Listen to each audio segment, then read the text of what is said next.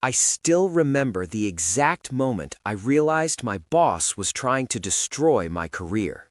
It was a Tuesday morning when she called me into her office and spent 45 minutes systematically dismantling a project I'd worked on for 3 months. But here's the thing. The criticism she was making directly contradicted the instructions she'd given me in our last meeting. I had the emails to prove it. And that's when it hit me. This wasn't about my performance. This was something else entirely. If you're watching this video, chances are you're living through your own version of that nightmare right now. You've got a boss who's making your work life unbearable, and you can't just quit. Maybe you've got bills to pay. Maybe jobs are scarce right now. Maybe you're 6 months away from a big bonus, and walking away now would mean losing everything you've worked for, so you're stuck. And every day you can feel a little piece of yourself dying. Here's what nobody tells you about working for a toxic boss. The damage doesn't stay at work. It destroys your confidence. It ruins your relationships because you're constantly stressed and irritable. And if you stay in that situation long enough without a strategy, it will absolutely derail your career. But you have more power in this situation than you think, and I'm going to show you exactly how to take it back. Before we go any further, we need to get one thing clear. Not every difficult boss is a toxic boss, and this distinction matters because the strategies are completely different. A demanding boss who has high standards but treats you with respect, that's not toxic. That's just challenging. A boss who's disorganized and gives unclear direction, that's frustrating, but not toxic. A toxic boss is something else entirely. They micromanage you to the point where you can't make any decision without approval. They take credit for your work. They criticize you in front of others. They gaslight you by denying things they clearly said. They show blatant favoritism. They set you up to fail with impossible deadlines or conflicting instructions, and nothing you do is ever good enough. You could deliver perfect results, and they'd still find something to tear apart. If that sounds like your situation, then yes, you're dealing with a toxic boss. The very first thing you need to understand is this. It is never about you personally. I know it feels personal when they're criticizing everything you do, but toxic behavior usually comes from their own insecurity, pressure from above, or power dynamics, not your actual performance. Think about it this way. If 5 different people were doing your exact job with your exact performance level, this boss would find something to criticize in every single one of them. You just happen to be in the crosshairs right now.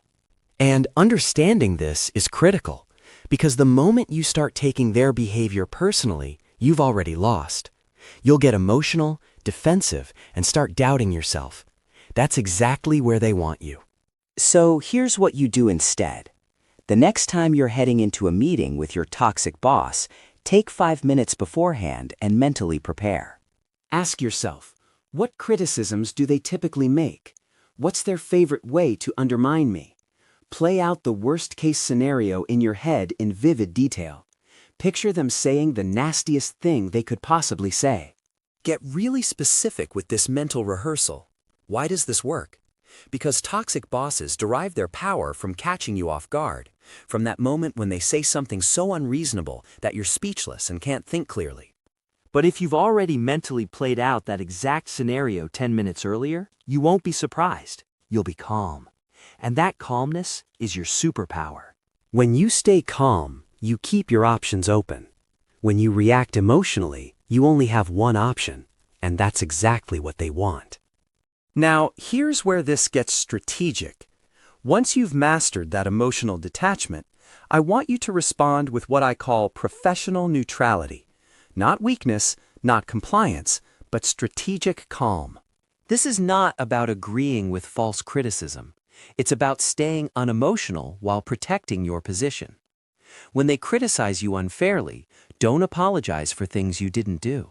Instead, respond with something like, "I appreciate the feedback. Let me review what happened and get back to you with a plan."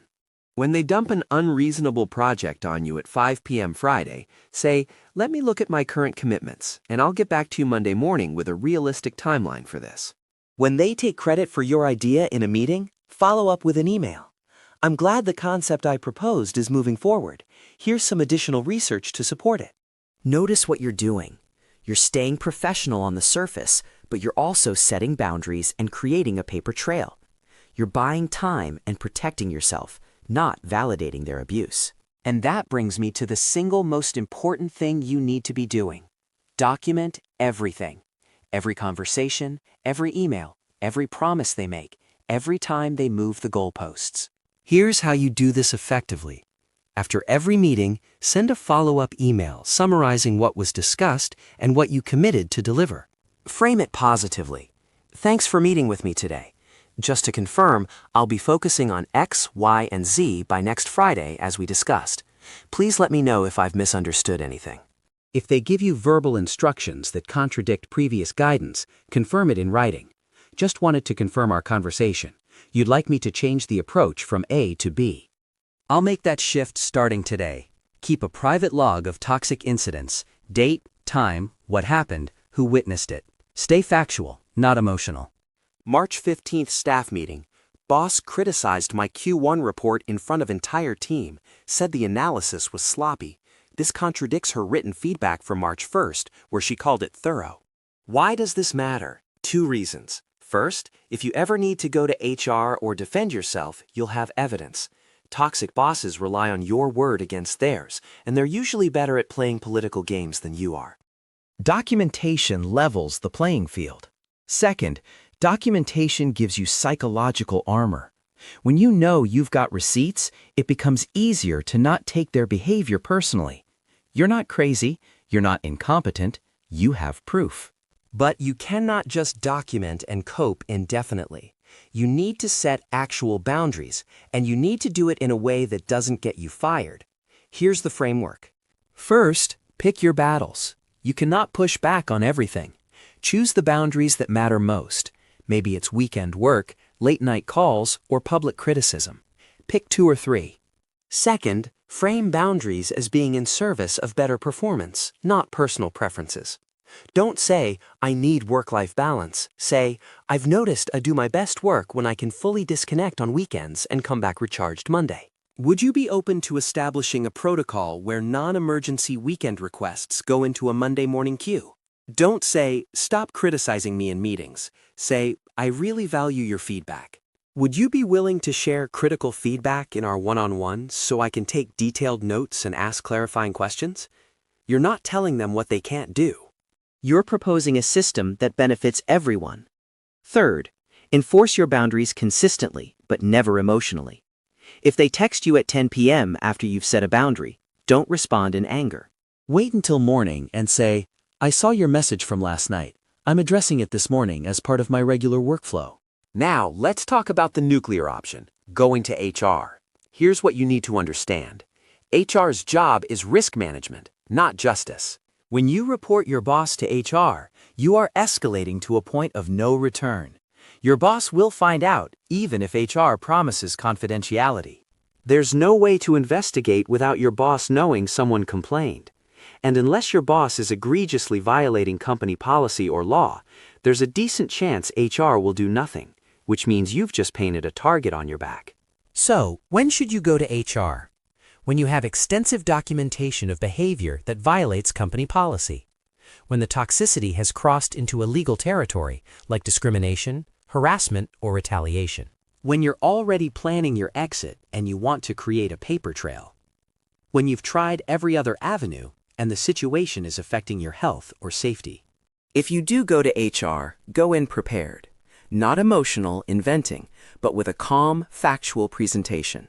Dates, times, specific behaviors, how you've attempted to address it, the business impact, and have a specific ask.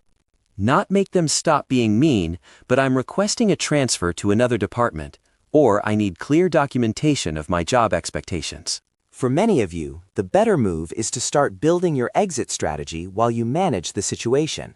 And this is where you can actually extract value from this terrible experience. Right now, you're living through a masterclass in what not to do as a leader. Every single thing your toxic boss does that makes you miserable, write it down. Not just to document for HR, but to create your personal leadership anti-playbook. When they micromanage you and it makes you feel incompetent, you're learning that great leaders give autonomy. When they take credit for your work, you're learning that great leaders amplify their team's contributions. When they criticize you publicly, you're learning that feedback should be private and constructive. This is genuinely valuable. And if you're strategic about it, you can use this time to build skills that will serve your next role. Volunteer for cross-functional projects. Build relationships outside your boss's sphere of influence. Take on visible work that showcases your abilities. Quietly update your resume and LinkedIn. The goal is not to quit tomorrow in a blaze of glory. The goal is to methodically build your escape route while protecting yourself in the present. Here's the hard truth. If your boss is truly toxic, they're probably not going to change. That person who gets angry and belittles you has probably been doing that their entire career. So, you need to make a clear-eyed assessment. Can you survive this situation for the length of time it takes to execute your exit strategy? If yes, then use every strategy I've given you. Stay emotionally detached. Document everything. Set boundaries carefully. Maintain professional neutrality while building your coalition and your escape plan.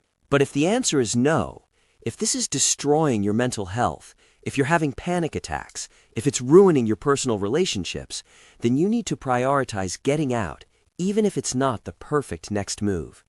No job is worth your health and well-being.